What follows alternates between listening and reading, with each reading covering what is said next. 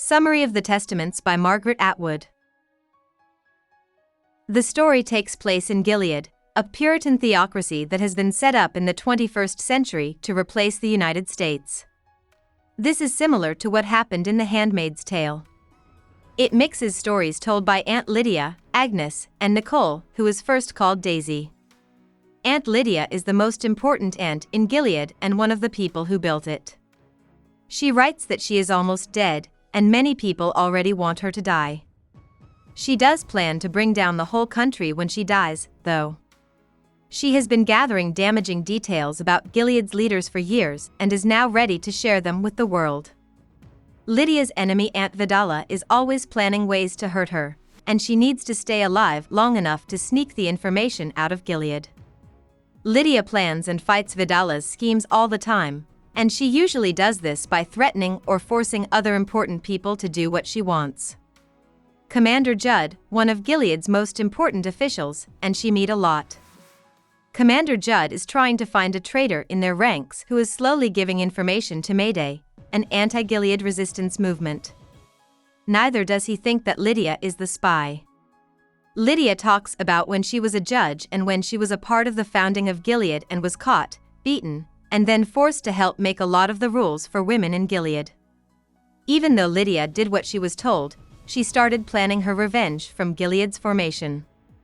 Agnes had fun in Gilead as a child with her foster mother Tabitha, who is married to Commander Kyle. Agnes doesn't know this yet. Agnes is well taken care of because she is the only child of a wealthy family. However, she is taught to be afraid of men's strong sexual urges and, by extension, her own sexual appeal, even when she is very young.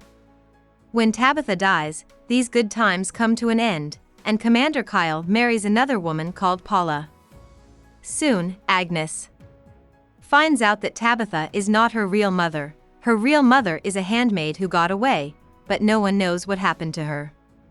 Another few years pass, and Commander Kyle gets a handmaid named Off Kyle to have a child for him because Paula, like most women, can't have children.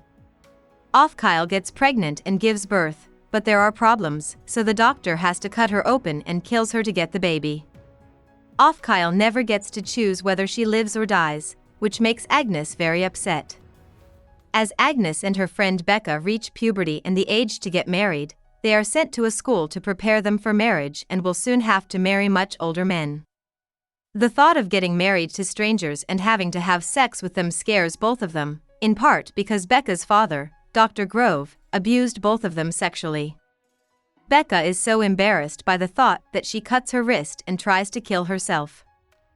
She is saved by paramedics, and Lydia tells Becca that she could become an aunt instead, which would mean she would live in Ardua Hall and never get married.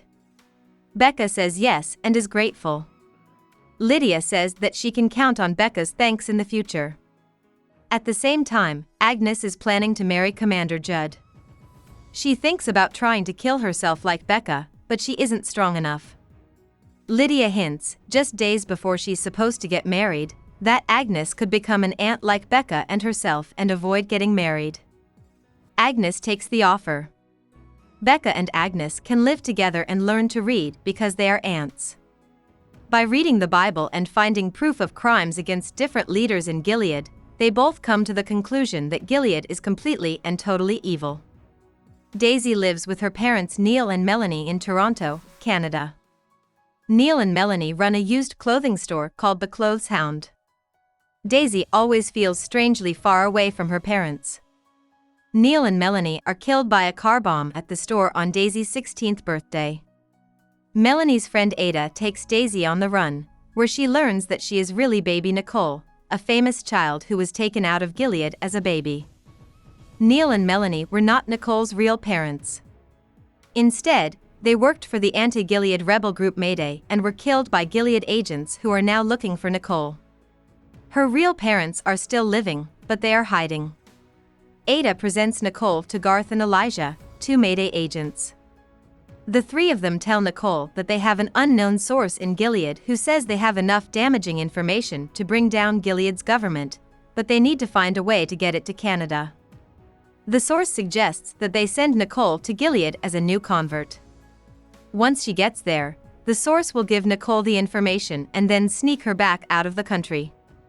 The others are pulling Nicole into this plan, even though she is afraid of it. This is their best chance to beat Gilead. Nicole learns how to fight and stay alive from Garth, and then he sends her out to live on the streets with him for a week. When missionaries from Gilead find them, they take Nicole back to Gilead under the name Jade. Jade is taken to Ardua Hall and given to Becca and Agnes to care for. Their job is to turn her into a good convert. However, Jade is loud and disobedient, and she doesn't fit in well with Gilead's quiet and solemn society. Lydia tells Jade who she is and includes Becca and Agnes in her plan just as she is getting nervous because she doesn't know how to find the source. She tells them that Agnes and Nicole are half-sisters and the daughters of the same handmaid who fled. She tells them all that they need to help Gilead fall for the sake of the women and children who live there. Lydia puts a piece of microdot film into Nicole's arm. It contains all the illegal proof she has gathered over many years about Gilead's government. Agnes and Nicole are supposed to leave Gilead for Canada as new missionaries, with Nicole pretending to be Becca. Becca is supposed to stay in Gilead and hide out in a retreat center as Nicole. Becca agrees to give up her life for the goal and her friends, even though it means giving up herself. But Commander Judd and his men break into Ardua Hall because they think the spy is hiding there. This makes Agnes and Nicole leave early. Becca needs to be safe right away, so she hides on the roof and drowns herself in the tank instead of letting herself be caught and questioned. Aunt Vidala finds Agnes and Nicole running away and figures out there is a plan afoot. She punches Aunt Vidala in the chest so hard that her heart stops and she falls into a brief coma. Agnes and Nicole keep going. They go through checks as missionaries and are brought into Canada through New Hampshire and Maine by a group of people who hate Gilead and work with Mayday. Agnes and Nicole almost drown, but they make it to Canada and are rescued by Ada, Garth, and other Mayday workers. It is pulled from Nicole's arm and sent to national news, which then shows it all over the world. After being hidden in Canada since Agnes and Nicole were little kids, their mother is finally found by the girls. Lydia ends her story knowing that her goal was successful, but she has been found out and plans to kill herself with a morphine shot. In the epilogue, a historian named Piexoto reveals at a meeting in 2197 that after the damning information was made public, Gilead fell to rebellions and pressure from around the world. He also says Agnes and Nicole's mother was the Handmaid's Tale's off-read. About the author. Margaret Atwood was born in 1939, the middle child of 3 children. They spent a lot of time in rural Quebec and moving between Ottawa and Toronto because Atwood's father studied insects that live in forests. Atwood loved writing songs in short plays since she was 6 years old, but she didn't start going to school full-time until she was 12. Atwood knew by age 16 that she wanted to be a professional writer. She graduated from high school in Leaside, Toronto, in 1957 and went to the University of Toronto to study. There, she started writing her work in the university's literary magazine. Atwood moved to Radcliffe College in 1961, which was Harvard's sister school for women at the time since Harvard was only for men. There she got a master's degree and started working on her doctorate, but she quit her research in the middle of it. A book of poems that Atwood wrote got the E.J. Pratt Medal and came out in 1961.